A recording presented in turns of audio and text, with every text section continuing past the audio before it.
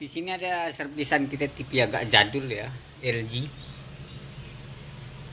32LH 20R ya, TV LCD ya. Jadi dia kerusakannya mati standby.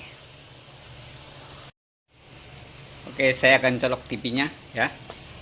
Sementara dulu, nanti saya akan bikinkan videonya agak lebih terang ya.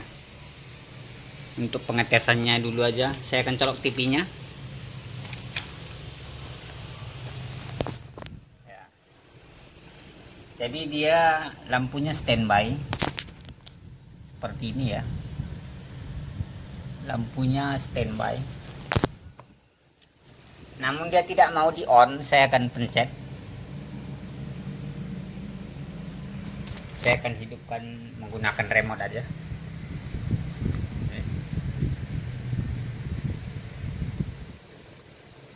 Nah, jadi dia nggak mau di on, dia cuma standby warna merah. Jikapun dari tombol kita pencet ya, kita tekan-tekan, dia tidak ada respon, jadi no respon. Berarti ini artinya TV-nya melotot merah, tidak mau start ya. Jadi langsung kita akan bongkar TV-nya. Oke, ini udah saya bongkar. Jadi untuk kasus-kasus seperti ini ya, memang penyakit LG tipe 32LH 20R ini memang penyakitnya sering seperti ini.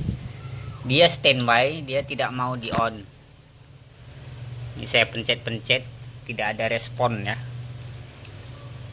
Dari remote, dari tombol, dia sama saja tidak mau respon. Ya. Jadi untuk kasus seperti ini ya, supaya teman-teman nggak muter-muter ke sana kemari ya, pengecekannya kita langsung aja ke pengetesan salah satu dulu. Bisa kita tes dulu power supply-nya. Kita akan coba dulu power supply-nya ini, kita tes ya, bagus atau tidak power supply-nya ini ya. Nah, jadi kalau kita sudah tahu bagus atau tidaknya, baru kita bisa melangkah ke tahap selanjutnya agar pengerjaannya lebih tepat sasaran ya. Jadi saya akan coba, kita akan coba dulu ya, aktifkan power supply ini dulu tanpa menggunakan mainboardnya. Jadi saya akan nyalakan, tes dulu power supply-nya ini tanpa menggunakan mainboard, apakah memang power supply-nya ini bagus atau tidak, dan inverternya juga apakah memang bagus atau tidak ya.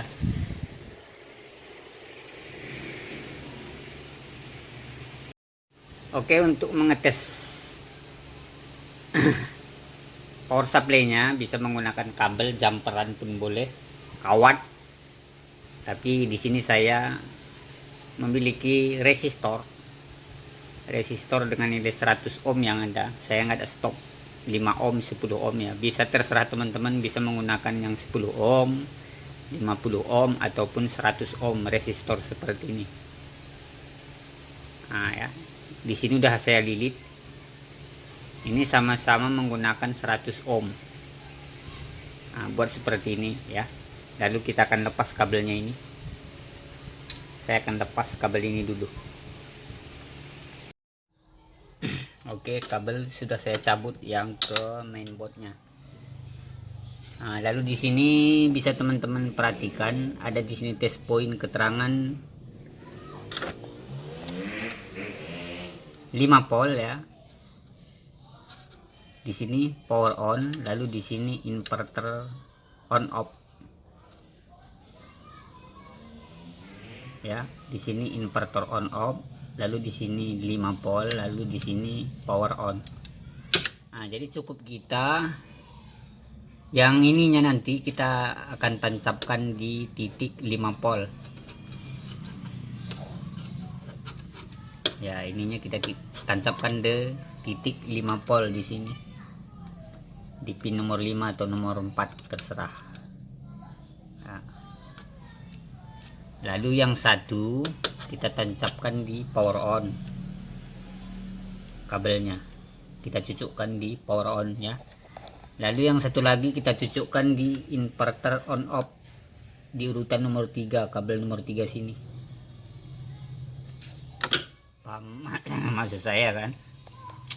Yang ini ya, ini tancapkan di titik 5 volt ya, lalu satunya ditancapkan di power on ya, lalu satunya lagi tancapkan di inverter on off. Di sini bacaan INF on off. Lalu kita akan colok TV-nya. Saya akan tancapkan dulu ya.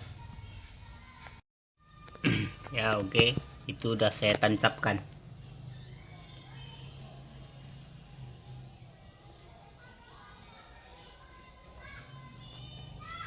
Yang tengah tadi ke 5 volt, yang satunya ke power on ya, paling ujung, dan satu lagi ke INF on off di pin nomor 3.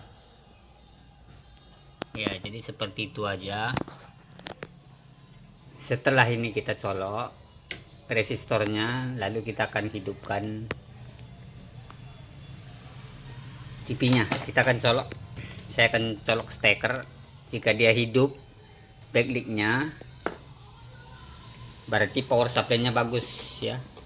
Jadi kita nggak usah otak-atik di power supply-nya ya. Di sana udah nyala, backlight sudah menyala.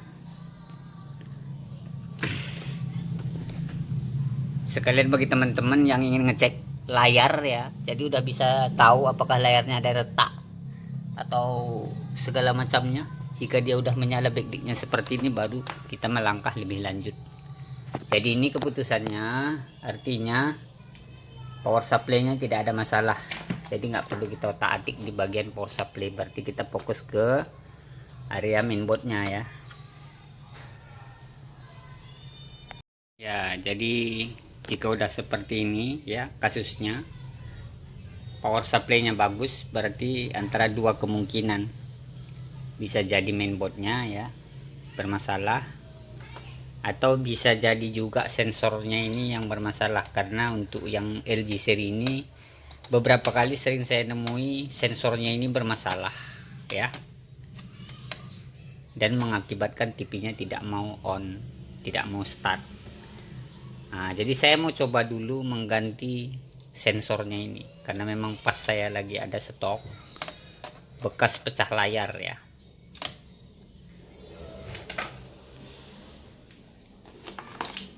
Ini dia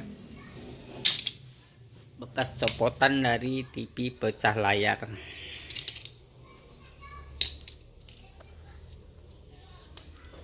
Jadi setelah tadi pasang sensornya, hasilnya tetap sama aja, nggak ada perubahan. Jadi bukan sensornya yang rusak ya. Jadi kita akan pengecekan ke mainboard ya. Jadi sekarang kita akan melakukan pengecekan tegangan ya di area mainboardnya. Kita cek beberapa titik tegangan yang harus ada. Tegangan induk aja yang kita ukur. Untuk suplai tegangan 3,3 di sini. Ya, di sini tegangan 3,3. Di sini biasanya 1,2.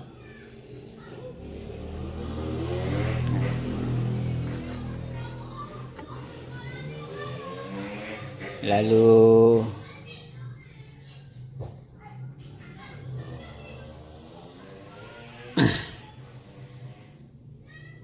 di sini biasanya tegangan 5 volt. Ya, hadir juga tegangan 3,3.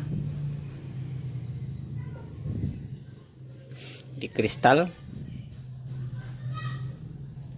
ada 1,5. Ya, jadi untuk tegangan induk-induknya semuanya normal, nggak ada masalah, nggak ada yang hilang. Jadi untuk kasus seperti ini, prediksi saya besar kemungkinan IC besarnya ini rusak ya, tapi belum bisa saya pastikan 100%. Jadi saya akan coba solderi dulu semua komponen yang ada di area mainboard ini. Ibaratnya dipanasin ya menggunakan solder. Saya akan solderi semua komponen-komponen di area mainboard ini dari sebelah atas sampai di sebelah bawah sini. Jadi saya akan bongkar dan saya akan panasi semua kaki-kaki dari komponennya ya. Ya. Setelah tadi saya lakukan pemanasan semua ya, ini sudah saya solderi semua. Baik di sebelah atas ya, di bagian step down ini, di bagian kapasitor, semuanya udah saya solder. Di bagian bawah juga ya, itu semuanya sudah saya solderi, namun hasilnya tetap sama. Tadi elko ini udah saya coba ganti 1 2 3 4 ya, tadi udah saya coba ganti, namun tetap sama, tidak ada perubahan. Jadi di sini rata-rata tadi elko-nya udah saya coba ganti ya, satu persatu. Lalu saya tes nyalakan lagi, hasilnya tetap nihil ya. Jadi ini mungkin videonya nggak usah saya lanjut karena terlalu panjang durasinya, karena mau saya rundingkan dulu sama yang punya TV ya. Jadi rencana saya antara dua, kalau nggak mengganti mainboardnya komplit atau nanti mengganti IC-nya ini kalau ada stok. Namun saya akan bicarakan dulu kepada konsumen ya. Namun garis besarnya pemeriksaannya seperti itu supaya teman-teman lebih cepat ya menemukan kasusnya di sebelah mana yang perlu diperbaiki. Oke, mudah-mudahan video ini bermanfaat ya bagi teman-teman pemula khususnya. Assalamualaikum warahmatullahi wabarakatuh.